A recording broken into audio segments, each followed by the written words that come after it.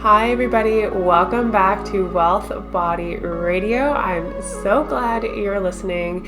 My name is Alicia Hamill. I am a nutritional therapy consultant, and I'm here to talk about all things health, wellness, nutrition, self-responsibility, mindset, and so on. And today we're going to be diving into holidays. So it is Easter today. Hello, my green shirt. Seafoam green. And I wanted to talk about just how people get really caught up in the holidays and unfortunately fall off the bandwagon, whether that's with like recovery from like eating, like disordered eating, or like with a diet and stuff like that. It can be really a time that like you fall off track and then get back on track. And unfortunately, there's almost Unfortunately, there's almost a holiday every single month. So it's so easy to fall off track and then have to get back on track, which takes, about a week, 10 days.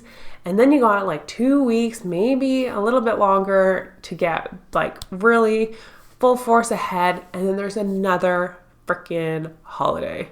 And that cycle is essentially yo-yo dieting. It's not good for your mental health. It's not good for your body. And it just kind of takes the wind out of your sails. And it really, I believe, removes the integrity you have because you've told yourself you're going to do something and then you don't. You keep like failing over like on a monthly occurrence. And that there removes your self-confidence. And as soon as you don't have self-confidence, you don't know how to back yourself. You put yourself into situations that are going to essentially reinforce the fact that you don't have this confidence or this integrity.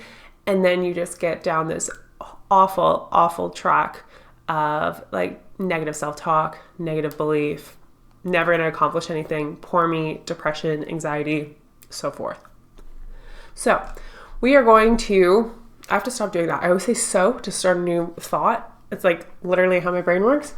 We are trying to undo that because that is so annoying. So I just did it. Freaking hell. Okay, here we go. Trying not to do it now. If you are somebody that when the holidays arise, you deliberately wear stretchy pants to overcompensate for how much eating you're going to do, you accommodate, the bloating, how heavy you're going to feel. You've eaten so much, you undo your pants if you were brave enough to wear jeans. You eat until you're sick or unwell. You have to have a nap after you eat, and you always go like back on track after the holidays. And if that is something that is kind of like accepted within your family, it's kind of like a haha gag thing. So most people do it, or you do it to hide the fact that you're uncomfortable with how out of control you feel. That's a big one. Maybe you also like feel that you have like a scarcity like mindset in terms of like you believe that this is like the only time you get to enjoy yourself and that you can start on your health goals like back after just 1 or 2 days of this, right? So it's very like the Last Supper mindset. Or the other mindset that you potentially could relate to is having a fixed mindset. And this is the only time that you get to let loose and throw a few pennies in the bucket. And again, that's like you kind of like set yourself up for failure. You know that this is like the one time that you get to. And then there's the other one, the last one is social norms. And really feeling that you don't want to be the odd man out. You feel really uncomfortable being like kind of like targeted, like people asking you questions like, why are you eating that? What are you doing? Oh, just come on, just have a little bit, live a little, they're of the mindset that this is like the only time they get to like drink this time. So they want you to do that and they want to bring you down to their level rather than rising up to theirs. So I want to share with you just a few sneaky things that you can do to not feel like there's a target on your back, for people trying to like pull you in and, abandon your diet, to make you feel like you're not missing out, or that like you have to let loose because this is the only time you get to. And maybe move the needle in the direction of like, okay, I get to diet. It's a privilege to know how much food is coming in and out and restricting myself. So like there's a lot of people in the world that have restricted diets involuntarily. So to move the needle to like meeting yourself in the middle, being like, okay, like I know what Easter kind of looks like. What tools can I put in place to honor myself after the holiday passes, or after this social event passes, or after Thanksgiving passes? This really does apply to anything. So we did it. We just said so, but I caught myself. Moving along. The first thing you're going to do is eat a protein-focused breakfast. It is really, really important. It's really important to have your hormones stabilized right off the bat. When you have a really big, like, sugar, carbohydrate loaded breakfast, that is going to send you on a roller coaster of insulin hormonal disaster. Okay, so when you have a protein first thing in the morning, they've done like continuous glucose monitoring, and they can see the people that have that protein heavy breakfast have a more stable wave all throughout the day, regardless of what stable of insulin, regardless of what the meals looked like at the rest of the day, like lunch and dinner, whatever. They still had more stability when the first meal had more protein than when the first meal was more carbohydrate based.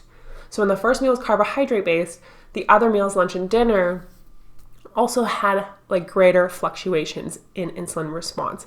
So what that is telling us is that when we have things like pancakes and syrup, or like toast and jam, or oatmeal with brown sugar and milk, or sweetened yogurt and banana, those are very intense carbohydrates first thing in the morning.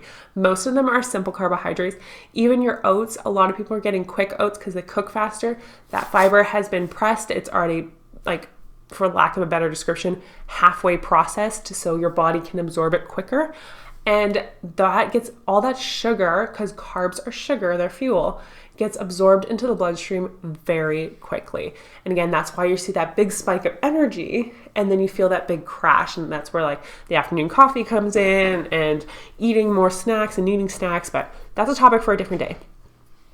But we want to make sure that we're getting that 30 grams of protein is what I always suggest. And if you are of the later years in your life and you're listening to this and you've kind of gone into perimenopause, or your testosterone has kind of dropped, you're like, let's say like 45, 50 onwards, you're going to want to bump that up to 40 grams of protein. Because as you age, the amount of response your body gets from protein also decreases. So getting that big hit of protein isn't as significant in your later years. We want to make sure that we're getting a big bolus, a big hit of protein. So 40 grams of protein.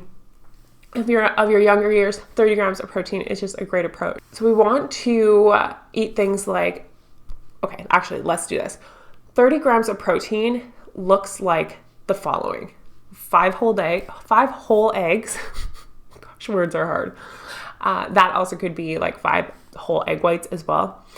4 ounces of chicken breast, 4 ounces of salmon, 4 ounces of steak, 4 ounces of ground beef, 1 can of tuna, 1 scoop of whey protein, 1 cup of cottage cheese, 1 cup of Greek yogurt. Nothing too crazy. Like all of those things, like you could have a pancake, at your Easter holiday dinner or breakfast, and have a cup of Greek yogurt on the side, and just eat that Greek yogurt first and then go on to have whatever else you're going to have. And that is just going to help your blood sugar regulation improvement off the charts. It's going to be so, so good. And that is going to lead to a longer period of satiety so that you don't feel like that you're going to have this big need of snacks. So that when somebody does pull out the snack tray, a couple hours later, you have more control around it. You feel better. You have less brain fog, therefore more clarity. You can make conscious decisions, right? So that is a really good strategy. So protein at the first meal, and then I always suggest protein first at every meal. So if you're going to have your plate in front of you, eat your protein first, move on to your veggies, and have your carbohydrates last. That protein, fiber, and then carbohydrates last is really going to help your body slow down the digestion, signal to your brain when you're actually full, and again, just make you feel a lot better later on. And you're not having 2-3 plates of food and then, it hitting you later and be like, I need a nap, I'm down, The second thing we're going to want to do is eat mindfully. That's everybody says that, but it really is important. So we just want to pause and express gratitude for the food you're having. That pause, when there's a lot of chaos around holidays or group gatherings, group eating, we really do mimic the habits of the people around us. And when there's a lot of people, you're going to find that the energy is really high and you're like really heightened, and you'll, start eating before you even kind of realize, and you're done eating before you even kind of realize, because, like my brother eats like that. He inhales his food. He is such a fast eater. And it's really easy for me to subconsciously mimic eating faster too, because he's already done. So like, I better be done quicker too. Like, why am I taking so long? And that's just the subconscious thing that happens. So again, when you're around a group of people, we want to make sure that we pause. If you have to pray. If you just want to pray to the universe, be grateful to the universe. If you just want to express gratitude to yourself, to your mom, whoever made your meal, your grandma, your dad, your uncle, express gratitude. Just take 30 seconds in front of your meal with the food in front of you. What that does as well is when the food is in front of you and you're doing that, you're smelling the food, and your digestion is a north to south process. So it starts in your brain. So as soon as you see your food, as soon as you smell your food, your brain is already going like, hey, we got to send signals to our stomach and start the digestive process. Like, we got to kick this into high gear. We got food coming in. So that 30 seconds just allows your body to be like, all right, this is happening. We need to start lubricating things. We need to kick stomach acid into high gear. This food's coming in. So that's what that does. So that's really a part of mindful eating. It's 30 seconds, very easy to practice, easy to forget. So maybe put a reminder in your phone, maybe tell your cousin you're going to do it, and you guys can do it together.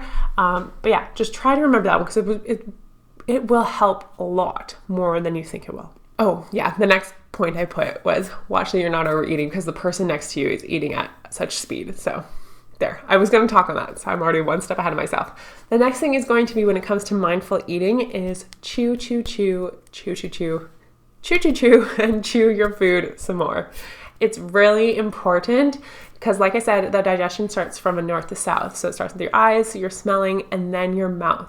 Your food is digesting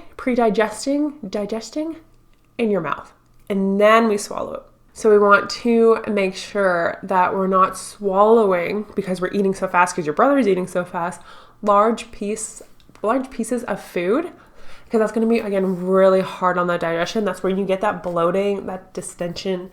Your food, it's kind of crampy. That's because your food is trying to break itself down, because you haven't done that first initial step for it. Your stomach acid is meant to, I would say, uncouple things, break things apart, dissolve it. It's not meant to chew your food. Your stomach does not have teeth. That is what your mouth is for. So chew your food. Put your fork down between bites, because it can be really easy to chew your food a little bit and then put more food in your mouth, and then you're not really sure how much you've been chewing for, and you just kind of just swallow it all at once. So make sure that you put your fork down in between bites and just really relax, take in the energy, observe the energy, and don't try to swallow it. All right, and then the third thing is just going to be staying hydrated. So important. I am like the hydration queen. I need you guys to be hydration queens and kings, okay? Hydration is super, super important. So a lot of times people get hunger cues confused with like their thirst cues. The difference is very subtle, and if you're not really in tune with your cues from your body, your biofeedback, it can be really challenging to figure out, am I thirsty or am I just hungry? And when there's a bunch of people around you, when there's food around you, say there's chips and veggies and beers and cocktails, it can be really easy to be like, oh, I'm obviously hungry. Like I feel a little pain. I must be needing barbecue chips. And then you go and have some barbecue chips. But the response actually might have been, if it comes on really quickly, it's more likely a water thirst cue. A hunger cue comes on really gradually and kind of builds up. So again, if it's a fast, like something in your stomach, a little like pain or it feels kind of off, that's more likely like a thirst cue. I don't know what the word I'm looking for, a thirst signal. Anyway. And that also is important to stay on top of, especially when there's alcohol in food and more carbohydrates than maybe you're used to taking in. We want to make sure that we're staying on top of our water, our hydration, because alcohol is extremely dehydrating. And if you do indulge, just make sure that you're drinking water along with it. Drink water. If you couple your alcohol with your water 1-to-1, that's like the best case scenario. And then obviously at the end of the evening, make sure you're drinking a lot of water then too. I would suggest even to go one step further, pink Himalayan salt in your water. That's going to re-mineralize it and give you the minerals that your body needs to be healthy and overcome the poison, because that's what alcohol is. It is poison that you've just ingested. And then dehydration, again, especially if you're drinking alcohol, it can really, really catch up to you when there's a lot of people around. If you don't have a trusty water bottle with you, it is going to be really hard to keep track of your water. So make sure you carry a water with you. And when you start to kind of feel tired, don't just reach for the chocolate chip cookies, okay? For the Easter eggs. When you start to feel tired, that can be a sign of dehydration. It's not a sign that you need more food. You probably ate enough at breakfast. You probably grazed enough during playing card games. We don't need to eat again just because you're starting to feel tired. That's probably a sign of mismanaged macros. So you had too many carbs to proteins or fats, right? We've had a lot of food. Your body's taken a lot of energy to try and digest it. You're dehydrated. You've had too much Bailey's in your coffee. You've peed out all your water. Your body is just thirsty. Don't have more food. Don't confuse fatigue with the need for energy in terms of food. It could just be a thirst response. Okay? Okay. And that's kind of it. Those are kind of just the 3 things. Really, really easy. Very applicable to anybody's situation. And that will honestly really help you reduce the amount of food you're over consuming. Be really intentional with the food that you actually want to choose, and then not feel so sick and gross and kind of, again, fall so far off track that you're, taking a week or 2 to get back on track. And then by the time you catch that momentum again, it's another holiday, another birthday, another barbecue, another Thanksgiving, like all these things coming up over and over and over again. Oh, bonus tip. If you eat and then go for a walk, you are going to feel a million times better. Not a lot of people do that, but if you can get your family, especially if you have young kids, like my family has my nephew, he's 5, and my niece, she's almost 2. Having them around, I can definitely see myself now taking the kids out after supper and burning off some of their energy, me burning off some of my energy, just walking with them and then playing in the snow, that's perfect. So really take advantage of those situations. It also creates family bonding time. And again, it's just good for you overall. So I am going to leave it there. I want to say happy Easter if you're listening to this on Easter Day. If you're not, happy day. And I will talk to you guys soon. If you gained some value, before I go, if you gained some value from this podcast, from this episode, please share it. That is going to help me so much. I just want to share the good word of, personal responsibility, life-changing hacks, mindset, nutrition, true health, all these things. and not the less glamorous side of things, the actual work and intention that has to go behind each action. So I really want to share that message. I really need your guys' help to do that. So please share this podcast, refer to a friend, like and subscribe as always, and please show up in the world a little bit more curious, a little bit more kinder, a lot more loving, and let's get her done. Bye. Nutritional. It's kind of what we're going to have. I'm loving it. Nutritional. I've done this so many times. Why can't I say this? I have to cough. That is a big spike. I gotta breathe.